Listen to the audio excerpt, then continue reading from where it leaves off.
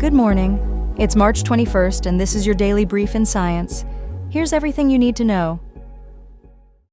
A new gene replacement therapy for Dravet syndrome has shown promising results in animal studies, potentially paving the way for future human treatments.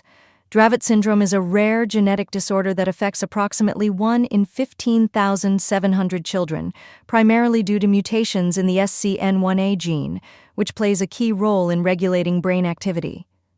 Mutations in the SCN1A gene disrupt the brain's ability to control seizures, leading to frequent and severe episodes in affected individuals.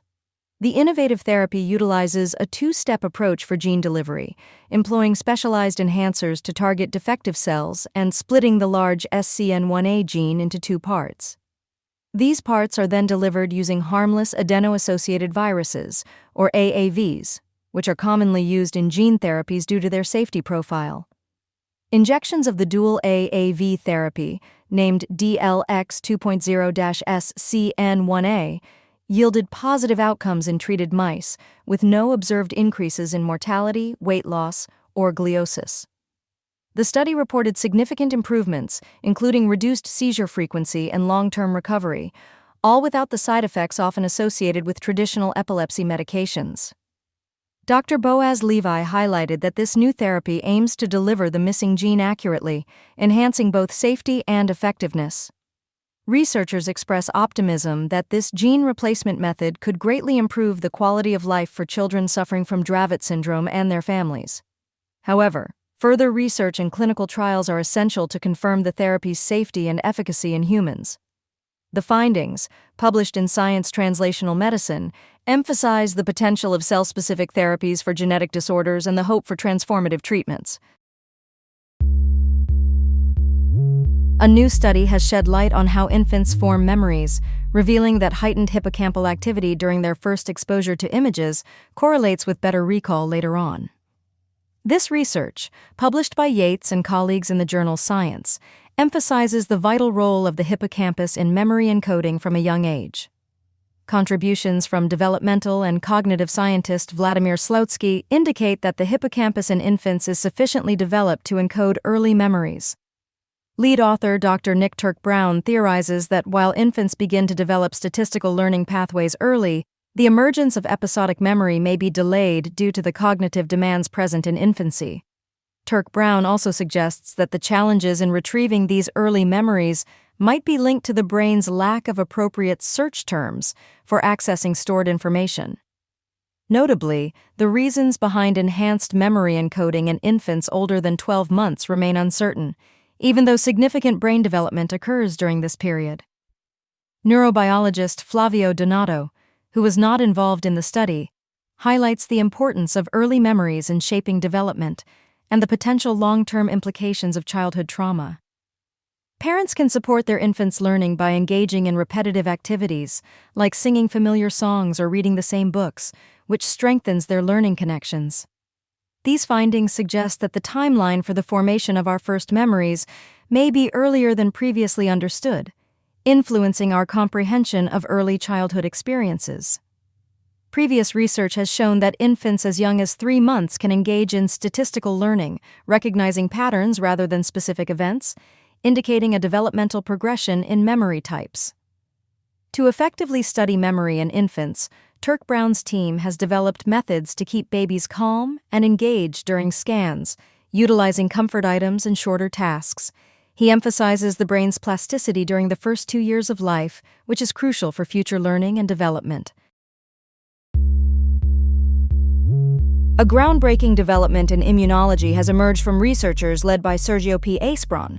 They have created a novel fluorescent biosensor that enables the visualization of immune responses to aberrant DNA at the single-cell level, as detailed in their recent study published in the EMBO journal.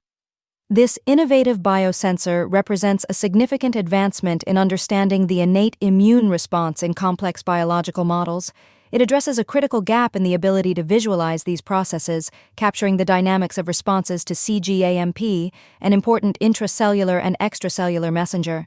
The study focuses on a molecular pathway involving proteins cGAS, STING, and IRF3, which detects aberrant DNA outside of cellular compartments and alerts immune cells. The CGAS protein acts as a DNA detector, signaling the immune system to infections, cell death, and cancer transformation. Notably, tumor development often results from errors in chromosome segregation. These errors can lead to genomic DNA being located outside the nucleus, which fails to activate the immune response through sting due to histone packing. The research found that missegregated chromosomes do not trigger the sting-mediated immune response, complicating the targeting of chromosomally unstable tumors in clinical trials. The study also highlights that downregulation of the CGAS sting pathway contributes to immune evasion in viruses and cancer, while aberrant upregulation is linked to autoimmune diseases. This pathway plays a crucial role in combating cellular transformation and death, as well as responding to foreign DNA from infections. The new biosensor allows researchers to study responses to herpes virus infection and mitochondrial DNA release due to apoptosis, enhancing our understanding of immune dynamics.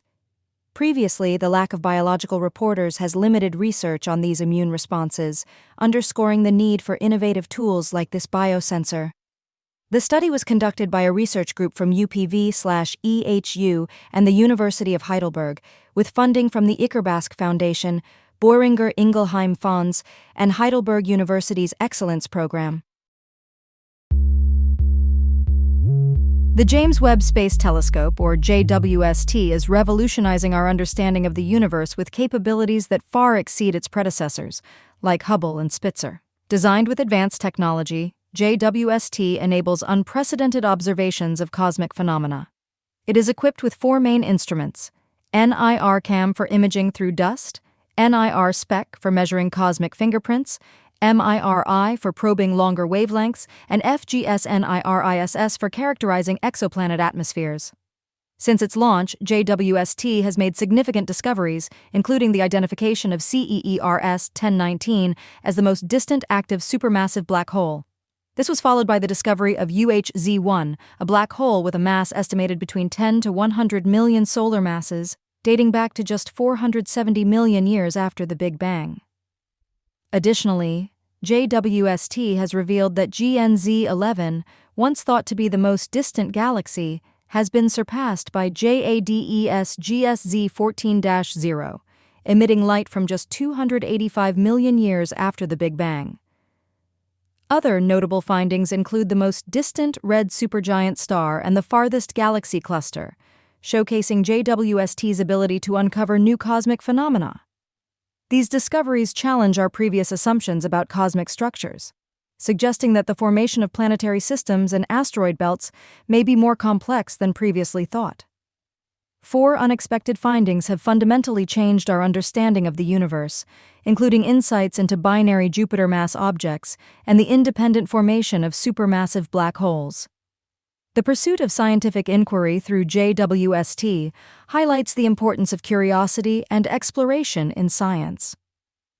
The journey of exploration is filled with surprises, reinforcing the value of inquiry in uncovering the unknown.